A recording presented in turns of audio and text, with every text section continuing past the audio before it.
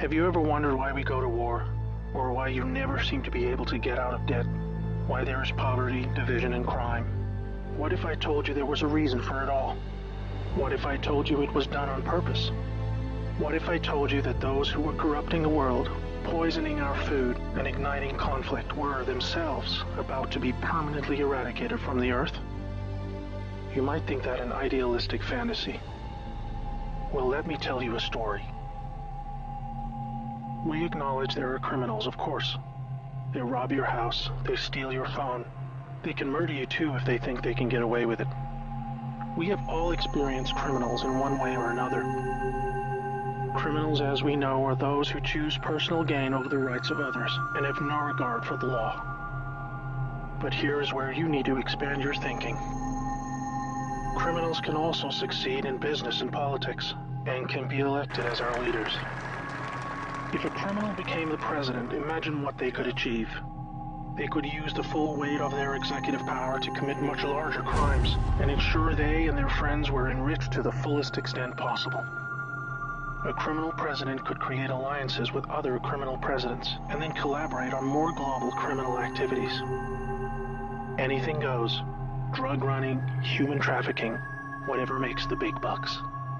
The 20th century was turbulent with war, economic disaster, famines, and displacement. We have always accepted these things as just human nature, and simply the way the world works.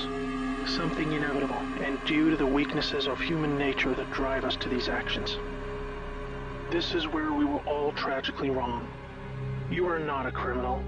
I'm not a criminal. So how can we just assume that it is human nature that is driving all this pain and misery? What if it wasn't human nature at all, and as a result of something more deliberate? We were taught that capitalism was the cause of a massive rich-poor divide and the reason for poverty, which in turn is the reason for war, crime, and starvation. Others were taught that communism, the system of equal wealth across all people, was really to blame for the mess. But you see, folks, it is none of these things. It is not our nature to fight and be racist. It is not in our nature to rob from others. What you must learn is that it was the criminals all along. Yes, they got power. More power than a criminal should ever have. They rose to the top of media companies that control our news and entertainment. They ascended to the top of the banking system, also to the Oval Office, to Brussels, to the Vatican, to the Crown. They crept in quietly. They became leaders of agricultural companies who have control over our food supply. Also big pharmaceutical companies, the ones we trust to help us when we're sick. Nobody stopped them, and they just recruited more criminals to help them. First, they accumulated the world's wealth. They invented a system of money called central banking, which lends money to governments with interest, placing countries into eternal debt. People's wealth got less. Their wealth got more. Much more.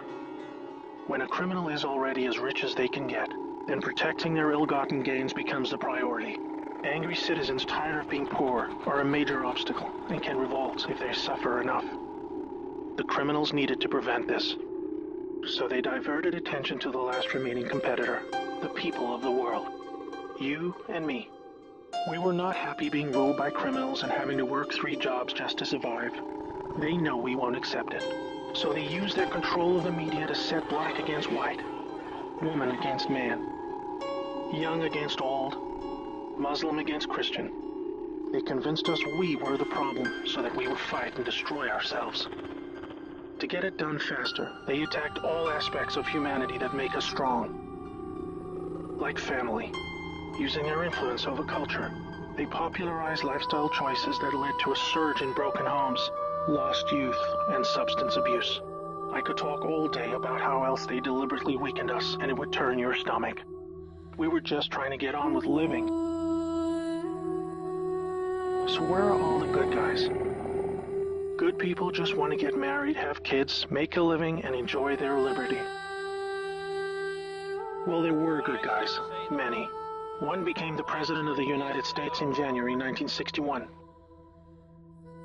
He knew about these criminals and wanted them gone. He knew their intentions for us all, and he wanted to fight them. Sadly, he had no idea how powerful they had become.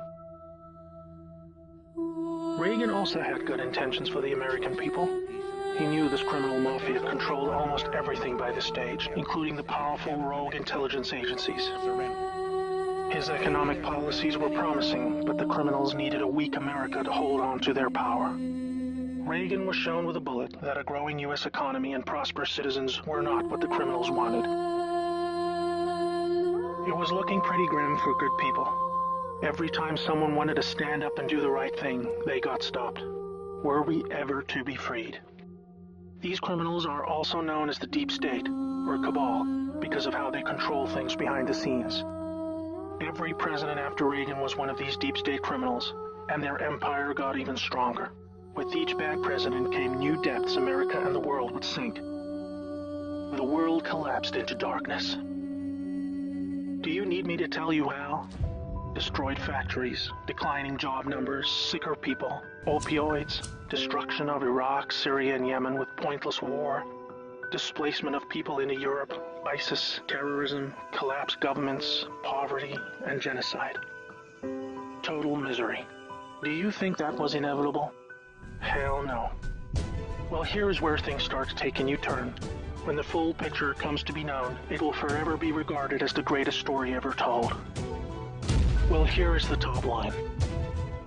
Some good people still held positions of power. They valued humanity and the rule of law. While the criminals discussed their game plan at the annual Bilderberg meetings, the good guys were making plans of their own. The information age was coming to change history forever. As the internet flooded into every home and appliances became smarter, and when people started carrying tracking devices, an opportunity to put an end to criminal control over the world was emerging. We became connected, trackable, and surveilled. But so did they.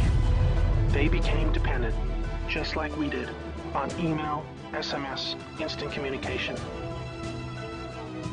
It made crime much easier, but it also put them on a grid that, if accessed by the right people, would expose their crimes to the public and end their iron grip on us once and for all. In this new age of information, it was thought that the military should also have its own intelligence agency to focus on cybercrime and espionage. They called this the NSA, the National Security Agency. Here we had every phone call, email, and text from every device stored and archived. Whether it be someone making a doctor's appointment, or the Deep State setting up a massive heroin purchase from the Taliban. In the right hands, it would be enough information to expose the entire sinister criminal plot to rub us blind and wipe us out. Hold that thought. Now I need to explain the plan. The good guys were devising a plan to reclaim the world from the cabal and return it to the people. It would involve alliances with multiple countries, since the criminals had global rat lines, trade, and other infrastructure in place that would need their cooperation. It came down to two choices for America: launch a military coup to seize the government from whichever cabal puppet was in the White House at the time, or win legitimately, take control of the NSA, expose the criminals for what they are, and arrest them all. Obviously, the first option would be very troubling for the public. With people still preoccupied with cabal-engineered social issues, they would likely revolt and hurt themselves and others. No, it would have to be the latter. So they needed a candidate who could win, and who could win big. Many states like California had been so heavily inundated by criminals that even the voting machines were electronically set up to swing votes any which way. It would need to be a very decisive victory.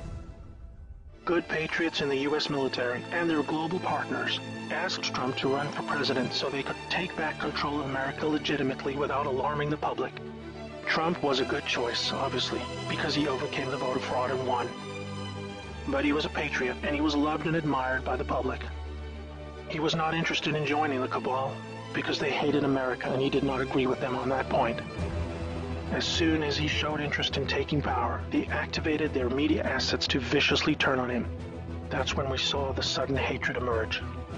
Even when he won, the cabal still had no idea what he was a part of, and the sophisticated plan that was about to unfold against them. Shocked at their loss, they mobilized their full arsenal of intelligence, media, money, and technology to try and take back power. Their people at the top of the DOJ and FBI then put together a plan to frame Trump and have him impeached. This is where we come back to the NSA again. All messages were stored and could be used to expose this plot and prevent Trump's overthrow. An entire book will be written about the first 2 years of Trump's presidency. False flag terror attacks, downed planes, missile alerts, assassination attempts. Here is the point. The world is currently experiencing a dramatic covert war of biblical proportions. Literally the fight for Earth, between the forces of good and evil.